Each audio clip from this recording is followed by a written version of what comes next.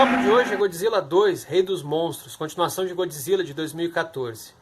Eu vou começar falando o que eu vi no filme e mais pro final eu vou falar do que eu senti falta, do que eu gostaria de ter visto nele. Essa série de filmes desenvolvida pela Warner e pela Legendary, que contempla Godzilla de 2014, Kong de 2017 e agora Godzilla 2, Rei dos Monstros de 2019, é uma série tipicamente produtor. Nenhum dos filmes tem o mesmo diretor, mas possui uma linha bastante parecida, possuem os mesmos produtores. O filme que vai vir já ano que vem, já em 2020, que é Godzilla vs King Kong, também traz um diretor que não é nenhum dos filmes anteriores. E por ser um filme de produtor, os caras estão muito pensando assim em certas fórmulas, o que pode dar certo e o que pode não dar.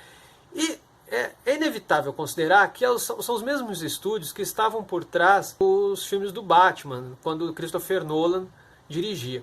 E o Godzilla de 2014 lembra muito Batman Begins. Por quê? Era um filme que havia uns vilões, os Muto, mas que eram vilões muito trampolim. Assim como no Batman Begins, o Ra's al Ghul e o Espantalho, por mais que quem lê quadrinhos são vilões bastante relevantes, no filme eles não possuem grande relevância. Eles estão ali realmente para servir apenas como uma grande oposição para que o super-herói seja apresentado. E quando vem o segundo filme, O Cavaleiro das Trevas, daí o Batman que já está consolidado, cede espaço para que a gente conheça realmente o seu grande nêmesis, que é o Coringa. É isso que acontece em Godzilla 2. Godzilla 2 é um filme que o Godzilla ele tem que dividir cena com King Ghidorah, que é o seu grande inimigo. Porém, por ser uma abordagem ocidental, acaba tendo uma leitura peculiar.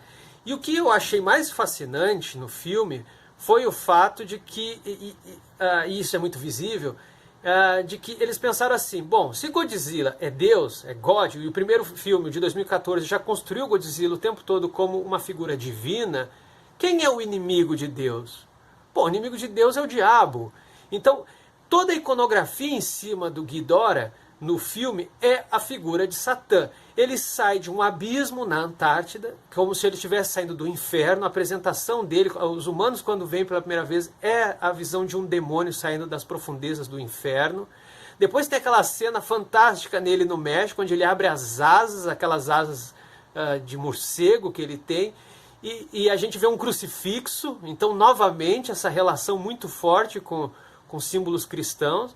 E eles trazem um elemento que já estava presente nos filmes japoneses, de que o Ghidorah é alienígena. Só que nesse filme isso acaba tendo o efeito de dar para ele a condição de ser de uma esfera separada. É como se ele fosse uma figura sacra.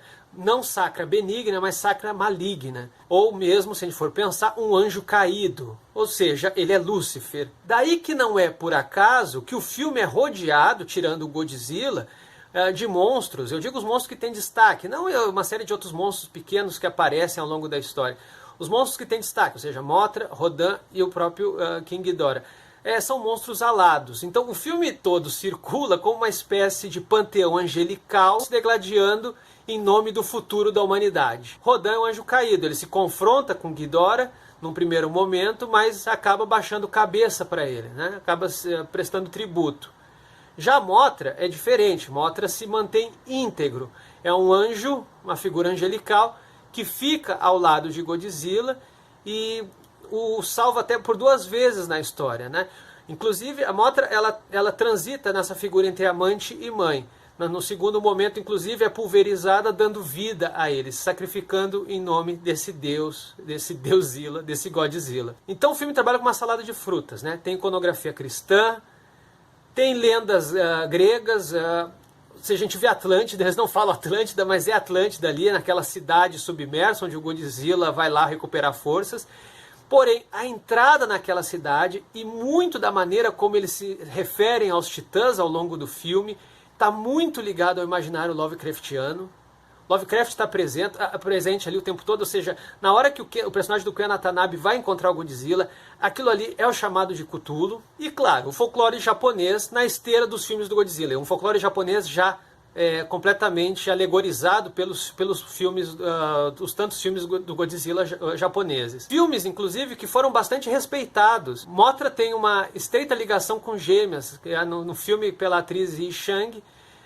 que desde a sua mãe, da sua avó, é uma família que sempre teve gêmeas. Rodan, quando voa, devasta o lugar onde passa. Se a gente parar para pensar, Ghidorah tem as asas maiores, né? Mas uma coisa que sempre foi muito marcante nos filmes japoneses é o Rodan voando, batendo as asas e destruindo tudo pelo caminho. Mantiveram isso nesse filme. Tem o fato de terem conseguido encaixar, eu achei que eles não iam fazer isso, o Ghidorah ser alienígena, foi a explicação que eles, até eu acho que encaixaram muito bem. Há também a música tema do Godzilla, que não estava presente no Godzilla de 2014, eles não reaproveitaram. Tem também o Burning Godzilla, um Godzilla que apareceu apenas no filme Godzilla vs. Destroyer, de 1995, filme japonês. E também tem uma coisa que eu acho que para nós ocidentais pode soar um pouco desconfortável. Os filmes do Godzilla, os filmes japoneses, não se centram muito em grandes heróis individuais. São sempre coletivos humanos, pessoas que se juntam e que, apesar das suas diferenças, conseguem chegar a algo. E nesse filme é assim. O filme de 2014 tinha um pouco disso, mas havia um personagem central e a gente ficava meio que em volta dele, assim, e isso me dava um pouco nos nervos. Para alguns isso fez com que os personagens ficassem um tanto rasos, e de fato eles não têm muito tempo para serem aprofundados, e que também eles tivessem diálogos um tanto expositivos. Agora, eu, particularmente, esses diálogos expositivos não me incomodaram, pelo contrário, eu acho que faz parte de uma estética tipicamente de filmes do Godzilla, que é o quê? Um bando de seres humanos completamente aturdidos, tentando entender o que está acontecendo. Os diálogos do filme são muito semelhantes a uma série de outros filmes do Godzilla, filmes japoneses do Godzilla, em que as pessoas estão lá e o tempo todo elas estão tentando entender o que está acontecendo. Elas ficam conversando uma coisa assim, mas o que diabos é isso? E aí a gente acaba, de alguma maneira, se identificando com esses personagens, porque a gente também está tentando entender o que está acontecendo. O ruim é quando esse diálogo expositivo começa a nos tratar feito idiota. Isso é algo que pode ser discutido. Se uma fala ou outra começa a cair em certos didatismos que nós, como público, não necessitamos. O filme se assenta sobre uma pensata que é dita quando o personagem do Ken Watanabe está para se sacrificar, que é: às vezes é preciso se unir ao seu pior monstro para superar uma crise. Godzilla, desde 54, traz uma mensagem pacifista. E essa nova série de filmes tem mantido essa tradição. Se a gente for olhar com cuidado, no Godzilla de 2014, por exemplo, os personagens que estavam ali, todos eles eram figuras que ou minimizavam os efeitos da guerra ou que iam contra diretamente a guerra. O protagonista era um cara que desativava bombas, era um militar que desativava bombas, não que acionava bombas. A esposa dele era uma enfermeira. E tem um momento no filme que eu não sei se vocês vão lembrar, mas que eu acho bastante marcante, que é quando ele fica sozinho lá com o Godzilla na batalha final, e que os militares falam para ele: ó, se tu não conseguir voltar a tempo, a gente vai te deixar sozinho. Só que no final os caras resolvem resgatar ele, mostrando que mesmo diante das piores das situações, a gente tem que preservar a vida, a gente tem que cuidar um do outro. Já no filme Kong, de 2017, a gente vê uma série de personagens, como um mercenário, uma fotógrafa, virando uma espécie de ecologistas de maneira forçada. Por quê? Porque eles caem numa ilha, eles percebem que aqueles militares que foram lá estão destruindo aquele ecossistema, e eles percebem que no momento em que eles defendem o King Kong, eles estão a favor da preservação, não só da vida deles, mas de uma vida que é muito maior do que eles. E agora, nesse filme de 2019, o que a gente vê é uma oposição a um equilíbrio forçado, a supremacistas, ou seja, de um lado os governos que querem destruir os titãs, os monstros, e de outro lado terroristas que querem destruir os humanos, dando espaço só para os monstros, porque a humanidade está podre. Contra esses engenheiros sociais, contra essas pessoas que querem um equilíbrio na marra na humanidade, surgem os heróis da história que nos dizem basicamente o seguinte: olha, a vida realmente na Terra está complicada. Nós temos, os seres humanos produzem fome, guerra, doença, a gente faz muita merda. Inclusive, nós temos problemas com os titãs justamente por isso. A gente não consegue conviver com eles. A gente enxerga eles como um grande outro, seres de outra natureza e que não tem lugar no mundo. Porém, é preciso distinguir contradição de conflito. Nós somos contraditórios, nós somos incoerentes. Porém, ir contra essas nossas contradições, ir contra essas nossas incoerências é ainda mais violento. É uma violação contra o nosso próprio eu. todo mundo é incoerente, todo mundo tem uma série de contradições mal resolvidas, e isso não é um problema. É um problema quando a gente começa a estabelecer conflitos a partir disso. Então o que o filme constrói, e que está muito alinhado com o Godzilla desde lá do seu começo, é de que o mundo é complicado, o mundo tem monstros por aí, tem monstros de todo tipo, mas a gente tem que aprender a conviver. Conviver com contrários não quer dizer conviver em conflito, não é a mesma coisa, apesar de a gente olhar por aí e politicamente achar que a vida se resume a isso. Falando assim, então, Godzilla 2 é um filme maravilhoso, divino. Não, não é. Naquela comparação que eu fiz lá com os Batman, por exemplo, ele não consegue ser um Cavaleiro das Trevas, por quê? Porque ele soca muita história num filme. Esse Godzilla 2, ele tá muito apertado. Não é à toa que o Rodan e Mothra não tem grande destaque, justamente porque eles precisaram dar espaço para o Ghidorah. Tem alguns recursos que são repetitivos, por exemplo, acho que são duas, com certeza, mas se não me engano 3 momentos em que o Godzilla salva todo mundo assim de repente. Pô, como é que um bicho daquele tamanho vai ser furtivo? Mas ele consegue ser furtivo e tá todo mundo lá diz assim, agora eu vou morrer, de repente o Godzilla aparece do nada e salva. Ghidorah cai sempre no mesmo truque, aliás, todos eles caem sempre no mesmo truque, que é o do sonar, mas o Ghidorah cai umas 2 ou 3 vezes no mesmo truque. Cara, eu até entendo eles caírem nesse truque, uma primeira, uma segunda vez, mas em algum momento eles vão se dar conta, eles não podem ser mais burros que um cachorro qualquer. Toda vez que eles escutarem esse sonar, eles vão dizer assim, eu tenho que ir atrás, porque eu escutei o sonar.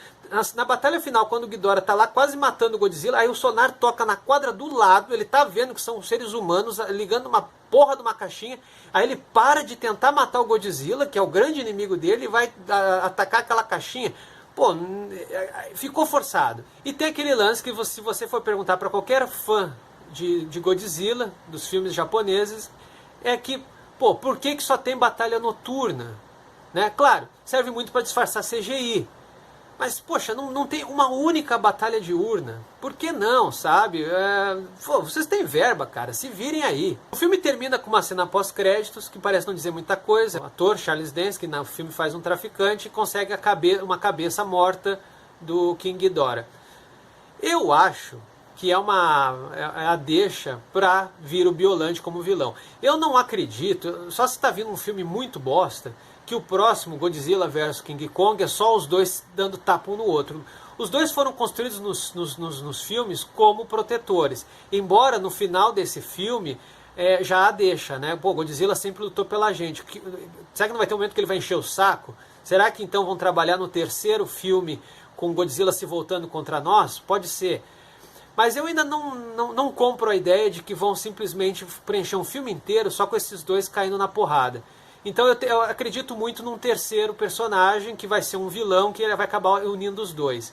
E, por essa deixa, acredito no Biollante. Mesmo que o ator, né, penso que o Charles Dance não volte, não está escalado para esse filme Godzilla vs King Kong, na história ele é um traficante. Então pode ser que, né, ele conseguiu a cabeça lá do Ghidorah, entregou para um outro cientista qualquer, e esse cara agora fez o Biollante. Para quem não conhece, Biollante é uma mutação, é uma planta com DNA do Godzilla. Eles podem trabalhar no monstroverso americano com uma planta com o DNA do Ghidorah. É isso, povo. Diz aí o que vocês acharam do filme, se vocês viram o que eu vi, se vocês viram outras coisas, com certeza vocês viram outras coisas. Então, sério, de verdade, estou interessado na leitura de vocês. Em Godzilla nós confiamos.